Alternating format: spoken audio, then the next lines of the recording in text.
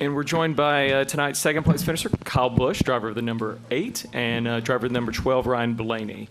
We'll open it up for questions in just a moment. Kyle, and we're also joined by driver of the number 22, Joey Logano. We'll open it up first for questions. We'll start with Jeff. Should invite the top 16. It's a long walk from the garage. Yep. Kyle, you've podiumed in all 3 of these. Why? I don't understand. What are you, like, master of quarter-mile tracks or something? Yeah. I wish I was better, to tell you the truth.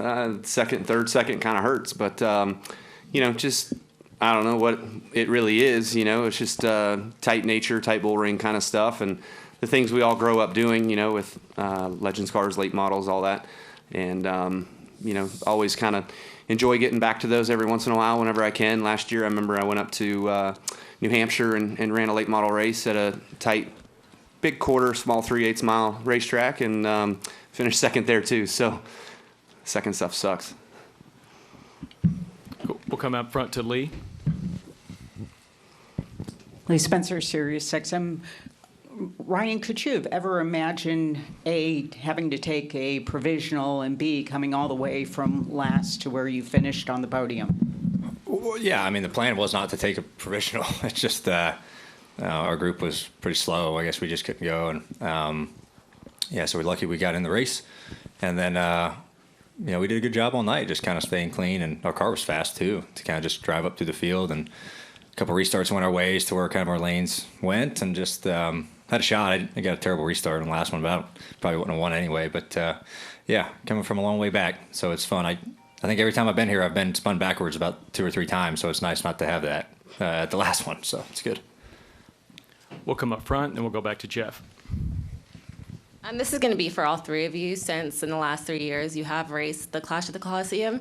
So I just wanted to know if you had anything in particular that you like about racing here. I mean, I think it's interesting. It certainly lends ourselves to a different demographic as well as a different venue as well, and being in a stadium like this. So it kind of opens up the box a little bit on where else we can do events like this. So I think that's been a real test of whether or not, we're capable at these types of tracks. So, it always kind of turns into a little bit of calamity there. Did a little bit there towards the end. You always kind of expect that, but fortunately for us, we were on the okay end of it. Yeah, no, I agree with Kyle, right? It's a different demographic, and, the way they kind of pulled the trigger on today, trying to get it in, and I think that was really smart by NASCAR, and maybe it doesn't show in the stands, right, just because of what it was, but I think it gets a lot of support, and then also have the NASCAR Mexico Series here, too, I think is good as well to kind of grow their side. So, yeah, just a neat area to do it in. Yeah. I'll just ditto a lot of it. I think it's very entertaining. Sometimes it's real frustrating when you're out there because it's a tight bull ring, and you got big cars and they're sliding around, and especially on refires with old tires, you're sliding a lot. But I know from rewatching races and sitting in the grandstands for one of the LCQs last year, a couple years ago, it was like, this is really entertaining to watch. Becomes pretty crazy at the end, obviously, but you kind of see that. I think we were actually a little better than we were last year. We'll go to Jeff, then Daniel, then we'll go up to the press box. Yeah, for Kyle and Ryan, I guess since you were sort of closest to Denny there on the final restart, what was going through your head there? I mean, were you thinking about just knocking the crap out of him or anything like that, or why? It's Denny, yes. Yeah. So take me through that, I guess. I mean, I got a decent restart on the final one, and then I got a pretty good 1 and 2. He kept having issues of left front lockup and sliding off the bottom pretty bad, so I knew that was going to open up the door for an opportunity, and I got to his side off of middle of 2, but I never had any acceleration off the corners. I could not get my forward momentum started, and so that was kind of my hindrance. And so as bad as he was on entry, I was as bad on exit, But if we could have had, 3-4 more laps or whatever, I felt like I would have had enough to be able to get close enough to make a move. But, you're also Blaney was really fast. He might have been better than I was, so I was probably going to have to play defense on him. So it was just going to have to see how it goes. But glad it ended when it did. We'll go to Daniel. Daniel McFadden, frontstretch.com. I got two questions first. Ryan, apparently you thought that Denny jumped the final restart?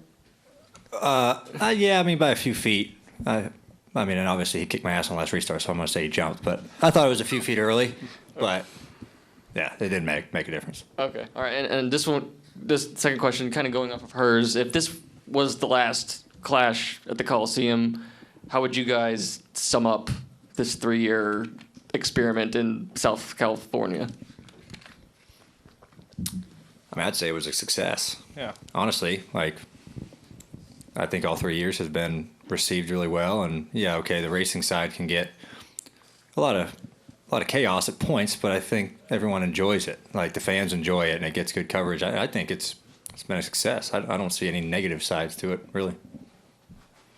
Yeah, I mean, I thought it was net positive. I said that the first year we came out here that the old car would not have allowed for this type of track, but this car lends itself to having the opportunity to bump a little bit and not crush fenders and noses and tails and things like that. So, you know, overall, what happens from here, where do we go? Who knows? But, you know, if we can find other venues that'll put us in, it'd be pretty cool to do. Yeah, I mean, the experiment was a great success, and we proved that we can do it anywhere. I said the first year we came here, I mean, it was a huge win for the sport. And, you know, now that, you know, we've raced in one of the most historic stadiums in the world, it's pretty cool. So, you know, I think you can pick this up and place it somewhere else if you needed to, or something completely different. We've done crazier things at this point, right? It's dirt races, there's little small tracks like this, street races, you name it. We can do it. We'll go up to the press box. Any questions? Okay, we'll go in the back. Rob Edelstein, TV Guide Magazine. Figuring that you've all seen the Netflix show. Just want to know, since these things are always so creatively edited, this is for like all three of you. How do you think you each came across, and are you happy with it? I came across amazing. I think I was the star of the show. So, how about you guys? I loved watching you in it. Right? I loved it. Thank you. Yeah, I thought it was, you know, I thought it was, you know, pretty good, and showed people a different perspective or gave people a different perspective of the, you know, the at-home life, and then the pressures of the final 10 weeks of the year, you know, and the ups and downs and the positives and negatives. You know, the playoffs are pretty brutal, right? And I think it put a lot of emotion on where these teams and drivers are at, you know, and whether you're a diehard fan or a brand new fan, I think it gives you something kind of neat to learn. So yeah, it was great. And obviously, I could say I liked the ending because the ending was great, but I thought they did a good job with it. And Netflix, I thought they did, and hopefully it keeps going. I wish they did it 1 year sooner. It was, of course, he likes it. He won the championship, and it's cool. I had a hard time after the second episode watching myself get knocked out of the playoffs again, and at that point, I couldn't watch anymore. I couldn't handle it doing it again. But I will say it was. I mean, it's a huge win for the sport for sure. When you see it there in the whatever top 5 or so on the Netflix shows, and how many households that reaches. Can only be good. It seems like the response has been pretty positive. So really good, really good. Wish it was 1 year before. We'll go back to Jeff.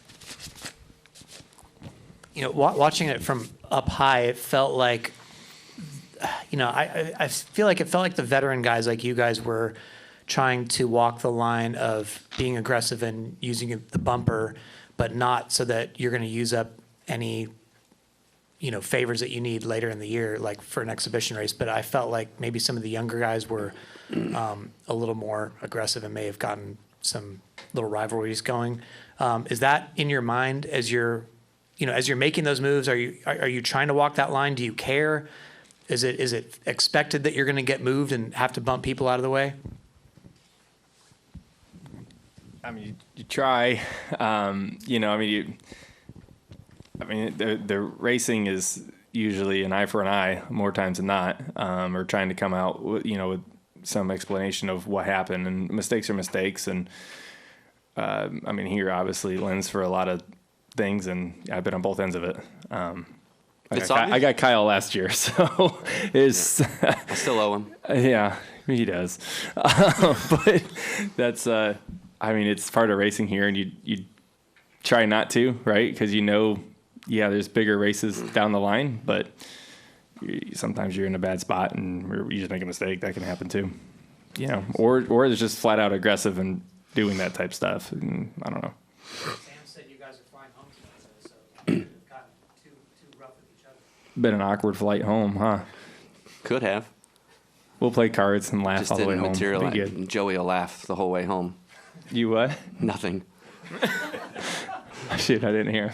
No, I You mean, guys have played that. There was a couple moments there, like I was running with Truex, and he was behind I think he was behind you, and he was holding up the line, and then he kind of got a little bit of separation, and then Truex kind of was holding me up a little bit, and I got a couple good runs off of the corner to make up and then bombed him, and tried to do it early enough on the straightaway that then he was like, okay, it's happening, and just concede the position. But so it depends on who you're running with. I mean, a lot of those guys don't. They probably haven't learned any respect over the years in the series that they race, and it's kind of found its way to our series, unfortunately, on times. Okay, we'll take one final question in the back. Brian Twining, Betsperts Media Group. Just kind of knowing how aggressively people drive here, do you try to prepare for this race by intrinsically telling yourself not That's to a get big upset? word. I don't think we know what that word means. Do you try to convince yourselves not to get too upset Thank you. when people Yeah. bump and bang you? Dumb that down. None of us went to college, man. I would say, yes, you kind of come in here with the right mindset. I mean, you do your homework and you do your study and stuff like that. If you watch the races from the years before, you see that it's a little bit like that. So you just have to be mindful that it's going to happen and, not lose your cool and not have your helmet fly off. And just, keep working and repay the favor if needed. Thank you, Kyle. Thank you, Ryan. Thank you, Joey. We'll see you in Daytona. Thanks. See you. We welcome driver of the number 5, Kyle Larson. Kyle, any thoughts on tonight's race? Yeah, no, it was fun. It was good to get a lot of green flag laps in, and restarts in the first half were fun. Us trying to kind of all figure it out, and then was surprised the second half ran as long as it did too. So got crazy at the end, but able to get a top 5 again here 3 years in a row, 5th. Would like to be better, but I felt like our car was better. Just a good point to work on it, try and get better for the other short tracks. We'll open it up for questions. Start with Zach.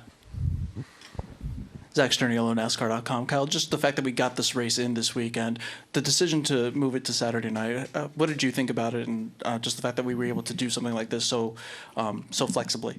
Yeah, I mean, it was awesome. I was not planning on racing anything other than a heat race today, and had no thought that running the whole race was actually an option. So Cliff had asked me if I'd heard the rumors or whatever around 11:30 or so, and that got me excited. So I'm happy that they were able to do that, and obviously I'm sure it they take a huge financial hit, NASCAR does, but I think at the same point the crowd is awesome out there for a spur of the moment race and free admission and all that. So hopefully a lot of these fans who've maybe never been to a race before, will now fall in love with the sport and venture out and kind of grow from there. So, maybe this could accidentally work out really well for NASCAR. Cool. We'll go to Daniel. Daniel McFadden, FrenchRench.com. Kyle, so can you explain what maybe happened between you and Bubba that sent him around there in the last few laps? Yeah. Well, so he was really fast there on one of the long runs there at the end, and I let him go because he was way faster. And then the restarts get crazy. I think it was the second last restart, and I was able to get in front of him, and then the leaders started racing, and that was right when Ty Gibbs got back in line, and Bubba just decided to run through me and sent me through Ty and spun him. So I hated that because, I mean, we were running 5th, 6th, and 7th. I just thought we would kind of just settle in and get to the finish, but yeah, so I mean, and then there I was just like, okay, whatever. It's the style of this racing, and then I haven't seen any of the replays from the last restart, but he got me again, and then got me again the next corner. So I think at that point, that was 3 times to my none. So I wanted to get him back before the checkered. I wasn't trying to spin him out or anything. I was just trying to shove him through the corner like he was doing me, and he ended up going around. So. Product of this racing and finally reaching my limit, I guess. But yeah, just how it goes. And if this is the last Clash that's held here, how would you sum up this 3-year experiment in Southern California? Yeah, no, I mean, I haven't heard what the plans for the future of this event is. But if it has ran its course, I think I applaud NASCAR. I think they've done pulled this off in a great way. I would have never expected the first year that it would have been as legit, as it is, and the atmosphere is great. It was not expecting the atmosphere to even be this cool tonight. So, I mean, there's definitely a place for this style event, I think, in our sport, for the Clash or whatever, if it moves around to different states or countries or whatever. So, they've proven that they can do it. They've proven that they can get a crowd. And it's a very diverse crowd out there. I just walked through it to get to here, and having the Mexico Series here also is a great thing too. So, yeah, I hope they can take this kind of model and move it around and grow it and try and broaden our fan base some. We'll go to Lee, then we'll go to Adam. Oh, you're good. Okay, we'll go to Adam. Adam Carabine, RacingRefresh.com. With this being the last race with the 2023 short track package, is there much that you can take from this sort of exhibition style race that you can carry forward to the short tracks this year? Honestly, I didn't even know what package we had this weekend. I just assumed it was the normal short track pack or the new one. So, no, I don't know.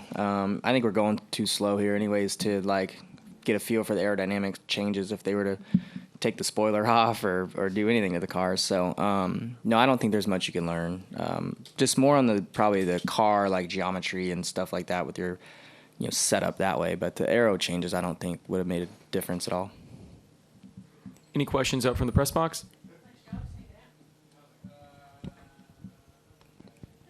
Okay, we'll go in the back to Brian. Brian Twining, Bethford's Media Group.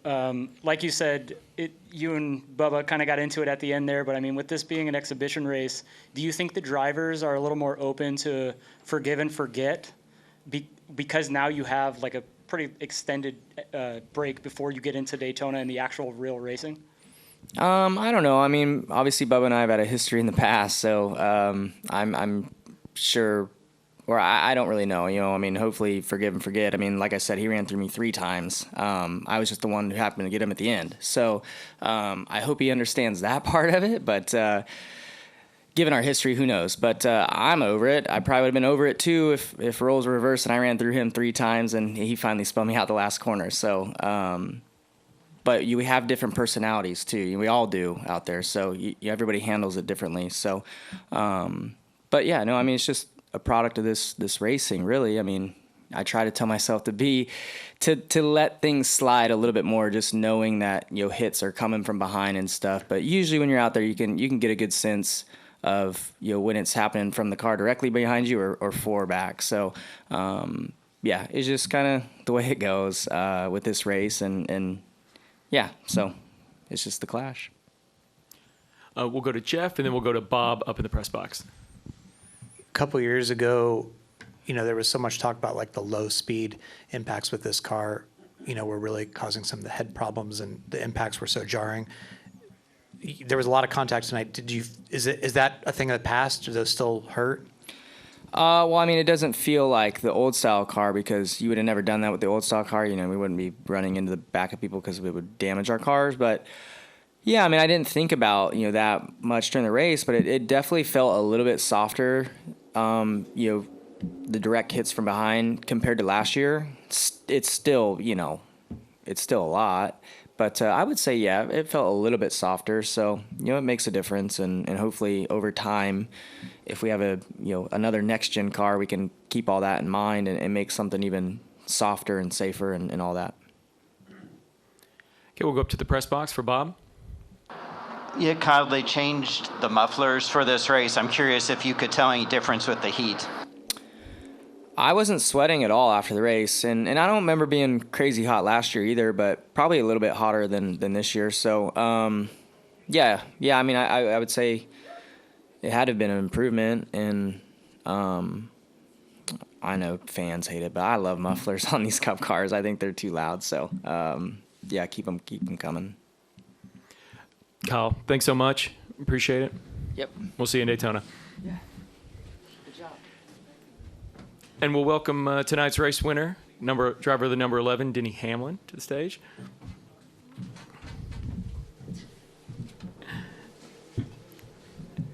Denny, this is your fourth Clash win and first at the Coliseum. Thoughts on tonight's race? Yeah, exciting from my standpoint. Yeah, it was a perfect day. I mean, we didn't lead every lap, but certainly a perfect day in the sense of being fastest in practice and fastest in qualifying and then winning the race. So we haven't had too many of those in my career for sure. And the Clashes, obviously, the other ones that we had won were at Daytona. So to knock off another venue where we've won is obviously very special. We'll start up in the press box with Bob. Yeah, Denny, I was just curious how your shoulder's doing and whether it was worse or better than what you thought it was going to be. I appreciate your concern, Bob. It's very good. We knew that this race was going to fatigue it a little bit. Adrenaline is such a factor. I mean, last year, even though it was really, really bad, it's adrenaline once you get in the car. It's a lot different. Dude's got his hood up. I can sympathize with that. But overall, it feels better than I thought it would, considering how far you have to crank the wheel at this racetrack. But the race is just short enough to fatigue it a little bit. So when I get to Daytona, it'll be nice and strong. Cool. Go to Jordan and then Daniel. Jordan Bianchi from The Athletic. Two questions. First question, it's easy to dismiss this race and say you won this race at the exhibition, et cetera, et cetera. But you look at Joey Logano 2 years ago, wins this race, wins the championship. You look at Truex last year, wins this race, wins the regular season title. Is there any correlation or anything that you can take away from this that applies to that, or is this just a happy coincidence? Yeah, I mean, it's tough to say. I got to sneeze. It'll happen in the next 20 seconds or so, but I'm trying not to get too far into my thought before I have to stop. But I would say, this track there's some correlation to some short tracks that we run. So it's not like a complete throwaway that we don't have any idea whether we're going to be good or not. I guess the correlation would be for me personally is that, the first year here we had some, issues and our setup wasn't very good. Then we went to the very first Martinsville spring race and we're terrible also. And then when we ran really good here last year, we went to the spring race at Martinsville and ran really, really well. So I think there is some small correlations that seem to, be somewhat substantial. I mean, I always said there's not really, I don't know, you've seen different circumstances where someone wins this race and then nothing happens in the regular season, right? So it just seems like the last two there's been something. Now, is that a Clash thing because it is a short track? I'm not really sure, but certainly believe that I've told you guys that this year I'm really optimistic about this season and how much we can win. And what is the challenge of restarting behind your teammate in a late race situation, and especially a teammate that doesn't have a lot of experience? And it's a physical race, and not wanting to rough them up too much, and what that line is. Yeah, it's tough. I mean, I certainly knew, Ty battling for his first win. I wasn't going to do anything to try to compromise that. I was just lucky. I drew the right ping pong ball in the circumstances that happened off of turn 2 with him and Joey, and it just kind of opened up the bottom for me. So, I was really fortunate I didn't feel like I really knocked anyone out of the way in the second half of the race. I mean, surely there was some bumper tag, but man, once you get in that sandwich and you're getting pushed from behind, so you're pushing the person in front of you, it's almost like you can't stop it. Like it's just interesting how it all plays out. But my goal was certainly to not have contact with Ty or affect that, just simply because of, it's a kid's first real opportunity to go win. But also, I'm going to do everything I can to win in a very fair manner, and I feel like that's what we did. We'll go to Daniel, Zach, then Jeff, then in the back. Daniel McFadden, FrenchStretch.com. We got two questions. Given how quickly the rescheduling happened today, what do you think the vibe was out there, given the last minute nature, the crowd? How did it come on for you? I think we should consider tonight a success, only because if it didn't happen tonight, it was not. I just don't think it was going to happen at all. And so while there would be some people that are upset about not being able to use their ticket for tomorrow, they weren't going to use it Monday either. So and then Tuesday, I'm not sure was an option. It just was. This thing was just going to snowball into a really straining the teams, all the people here at the Coliseum to have to get this thing converted back over. Tonight was the only option to get this thing in, and I'm really happy that NASCAR, make unprecedented changes to make sure that the fans at least saw a race. And if this is the last Clash at the Coliseum, we go somewhere else next year, how do you sum up this initial 3-year experiment? I think it was a success. I mean, certainly you can't argue it from a viewership standpoint. I certainly think that it's got merit in going different places, but I think LA was very good to us, and I think we were good for this community as well. If you look around the stands, it's more diverse than what you'll see at most race cars at most racetracks. So I think it was a win for everyone. Zach. Zach Sterniolo, NASCAR.com. Denny, you mentioned Ty. What did you see from him tonight? Obviously, he led 84 laps. He was a strong contender. What did you see from him? And I guess as a kind of part B to that, how have you seen him mature over the last year and a half?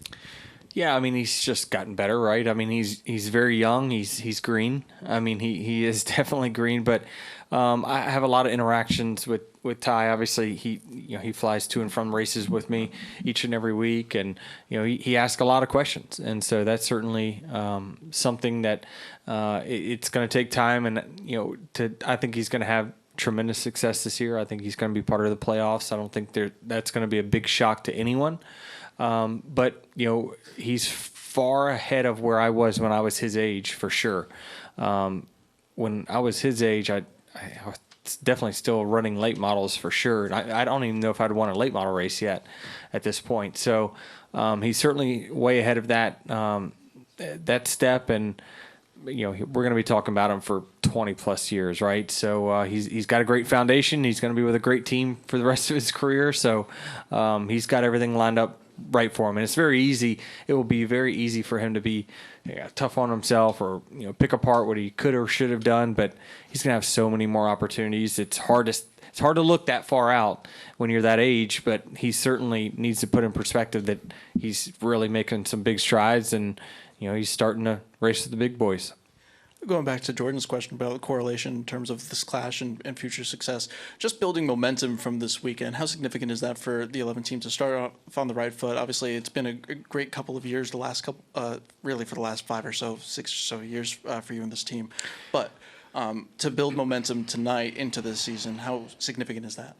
Yeah, I mean, probably the 11 team's the only thing that really got anything out of tonight. Realistically speaking, I even mentioned on another interview that, like, if your favorite driver didn't even make the race, I'm not really sure it's a huge deal, right? It just isn't. There's only one winner that comes out of this weekend. I mean, ask Kyle how he feels about it. He's just like, probably, I think he was on the podium last year, and there's just not much correlation. There is some, but not a lot. And so there's only one winner, and certainly it's the 11 team tonight. And we got a few new members on our team, both on the road team and engineering. So to break them in with a victory, we spoil them early. We'll go to Jeff, Lee, and then in the back. It looked like every corner your car was smoking going into the corners. How did you not how did you win the race in that with your car not being able to turn that well, I guess, and how did you not get run over by Kyle on the last restart, who said in here that he wanted to knock you out of the way if he had a chance? Yeah, I mean, I didn't know it was locking. I mean, I could feel it locking up, but I didn't see the smoke or know how bad it was. And with these cars, it's the configuration of the track, right? We're braking heavily and we're starting to turn. And once you take the load off the left front, it smokes it. And if you smoke it one good time, that thing has a flat spot. So as it goes around and you go to the next corner, it's going to find that flat spot again, and it's just going to keep making it worse. So once I did it one good time, that was it. I was destined to do it just about every corner unless I really backed up my braking, and then I was going to get run over anyway. So I just said, screw it. Hopefully the tire stays together. I've got to smoke this thing to keep my entry speed up high enough to where I don't get pummeled. And fortunate for me, Kyle was behind me. There was probably no other person, a teammate or not, like there's no other person I'd rather have third in that situation, because he's just always been super fair to me. Go Lee.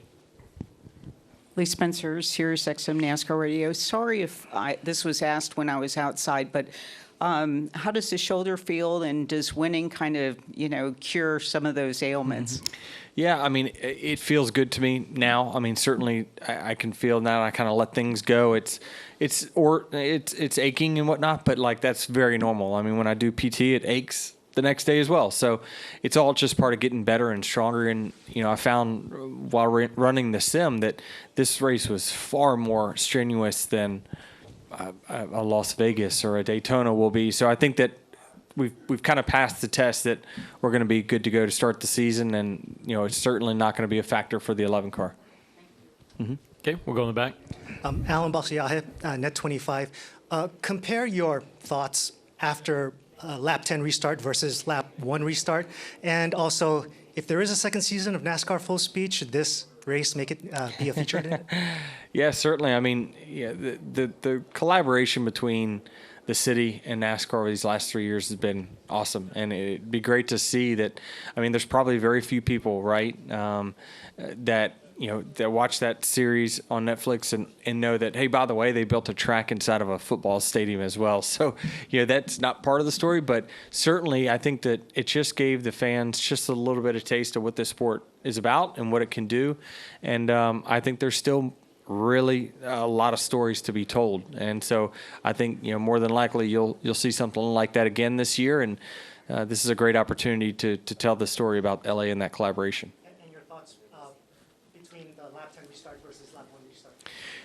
Are you talking about the end of the race, the 10 to, yep. I mean, it's so different because each situation is different. And I only controlled a couple of the restarts, but obviously I didn't do a great job because I kept overshooting the corner, and then that's when I flat spotted the tires. But, I mean, I was nervous. I just, not nervous like, oh, I'm excited and worried about making a mistake. I was more nervous of, I'm going to get knocked out of the way here. Like, I just knew that, well, we're up front again. That's just going to wait on the, as Jeff Gluck would say, the piano would fall right on top of us and the road runner, and boom, there we go. So I just think that, when we've had much bad luck as I have, you always kind of wait on the bad shoe to drop. But it was fortunate for me to be in the situation I was. And would I be able to get around the 54 had he not had the issue right there in the first? No way, right? But I was able to capitalize on that opportunity when it happened. So the restarts are tough, especially at this track where you have high braking. The second and third place car don't care about your agenda, and they're just going to run through you and force you up off the bottom. And that's how most of the passes get made here. We'll go to Brian, then Rob, then we'll wrap with Daniel. Congratulations, first of all, Denny. Did you notice any discernible difference with the new Toyota body style versus the previous two iterations here at the Clash? No, not really. There's not enough corner speed to really tell. We'll get an indication of kind of like drag at Daytona, right? We're going to get an indication of downforce when we get to the mile-and-a-half racetracks.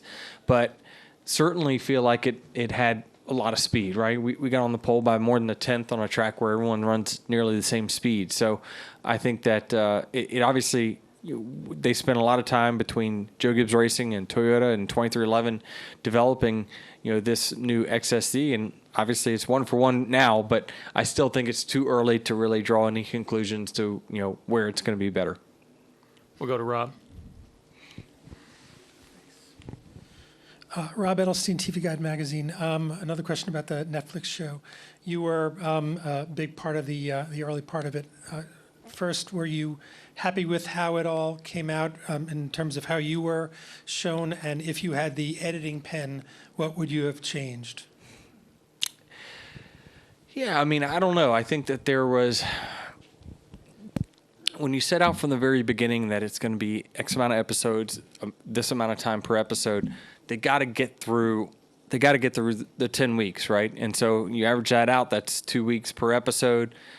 There's a lot that goes on in that 2 weeks, right? And so, but you also just, if people want more, that's a good thing. Like, I think that what I'm saying is there is more stories to tell. And when this thing comes back around in a year or so, you're probably going to see maybe some different characters in it. You're going to see more in-depth, information and things, more lifestyle stuff from other guys. And so I think there's a lot to tell. Even from the technical aspect of it, we didn't tell a whole lot of the stories of what makes these cars go around in circles every single week. What you see on Sunday is just the end product. What goes into all that is, it's amazing to see hundreds of people that all have a hand in making those cars, making the show happen. And even from NASCAR's standpoint, what it takes to put on the show, right? I think that there's a lot to tell, and certainly, but I thought it was a very good snapshot of NASCAR. And it kind of told a story of, we raced for this long, then we have a playoff, and then here's how the playoffs work. That helps with the new NASCAR fans that it essentially was about 4 hours of a NASCAR 101, for any newbie that had, just, hey, I don't want to watch a race because I don't know what's going on. If you watch that, you're going to get now you're going to know when you flip the channel kind of what's going on in the middle of the race now. So I think that it accomplished that, and hopefully in going forward they have another one, and you'll see even more stories. We'll wrap up front with Daniel.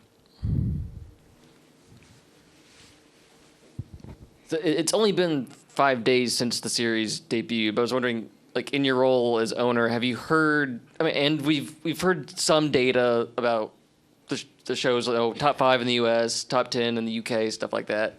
But in your role as an owner, have you heard from NASCAR any really concrete data about how many people have consumed this just out of the gate? And did you have any idea what their expectations were going into this week? Yeah, I don't know. The only data I have is my social media, and I would think most of the avid fans probably follow me in some sort anyway, right? What I've seen is just a big jump of following over the last 5 days, and when you look at the area where they're from, their gender, all that stuff, it's a different crowd. So I think that certainly it's getting out to people that probably have not seen NASCAR before, from what I can see. Thank you. Thank you, everyone. Congratulations, Denny. We will see you in Daytona. Thank you. Yeah.